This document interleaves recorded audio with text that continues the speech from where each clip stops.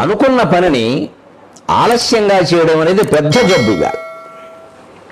అసలు ఆ పనికి సమయమే అనుకోరు మహానుభావులు అంటారు. వీళ్ళు అసలు ముందు అనుకోలేదు చేయకపోవడం ఒక లక్షణం. అనుకోడు నేను అనుకోలేదుగా అంటాడు. ఎందుకు అనుకోలేదు అంటే అనుకుంటే చేయాలి కదా, అందుకని అనుకోలేదు. గొడవలేదు. వీడు మహర్షి కాదు, దేవర్షి. అసలు అనుకోవడమే మానేసేట.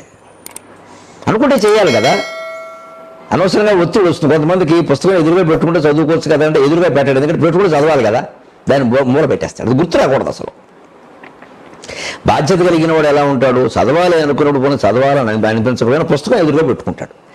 పెట్టుకుంటే ఏమవుతుంది, 2 నిమిషాలకు ఒకసారి దాని కేసు చూస్తుంటే ఇది ఒకటి ఉంది, ఇక్కడ ఇది ఒకటి ఉంది, దాని మొహం నేనైనా చూడాలి, నా మొహం అదేనా చూడాలి, పావు గంటకైనా అనిపిస్తుందా?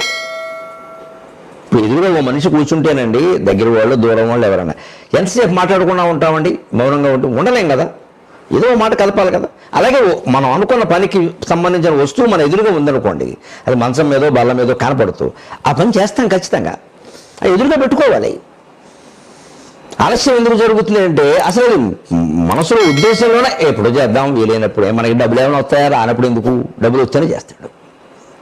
ఈ ఆలస్యాలు పెంచుకుంటూ పోవడం వల్ల, ఈ వాయిదాలు వేసుకుంటూ పోవడం వల్ల మనిషికి అనవసర ఒత్తిడి పెరుగుతుంది. ఎప్పుడో అప్పుడు ఆ పని చేయక తప్పదు కదా. నిజంగా నిజాయితీగా ఆలోచించి ఈ పని అవసరం లేదు, లేదా నాకు ఇష్టం లేదు, నేను చేయనంటే ముందు చెప్పి నేను చేయనంటే తీసేసే పని చేస్తానంటావు, చేయవు.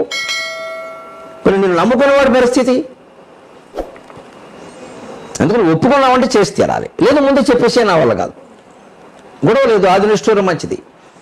ఒప్పుకున్నది చేసి తీయడం వల్ల ప్రయోజనం ఏంటి, చాలామందికి ఆలస్యం ఎందుకు అవుతుందో గమనించండి. వాళ్ళ యువతరంలో ఒక ప్రధానంగా లోపం ఏంటంటే, యువతరమే కాదు పెద్దవాళ్ళు కూడా పని చేస్తూ ఏదో ఆలోచన రాగానే పని మానేసి ఆలోచిస్తూ ఉంటారు,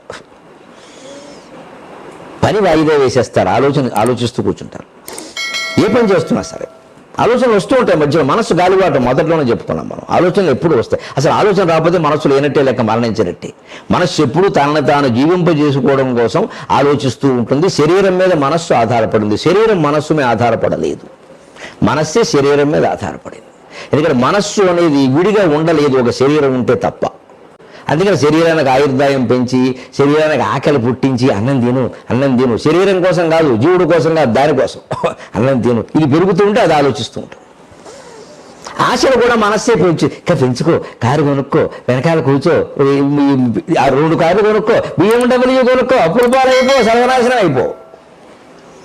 వీడింతా సర్వనాశనమే, ఆరోగ్యం పడే చచ్చిపోయి ఈ మనసు పైకి వెళ్ళిపోతుంది, ఈ శరీరం ఇక్కడ మిగిలిపోతుంది. ఈ పైకి వెళ్ళిపోయే జీవుడు అంటే మనస్సే. ఇది ఉన్నంతకాలం శరీరాన్ని రెచ్చగొట్టేస్తుంది, నిలబడి చోటు నిలబడదు. ఇది పడుకున్నవాడు లేద్దామని చూస్తాడు, ఆ మనస్సు పడుకో, లేచి ఏం చేస్తావు అంటున్నాను, ఇప్పుడు పడుకుంటాడు, ఎందుకంటే దానికి పడుకోవాలని ఉంది. ఖచ్చితంగా మైండ్ మేనేజ్మెంట్ ముఖ్యమని చెబుతున్నాను.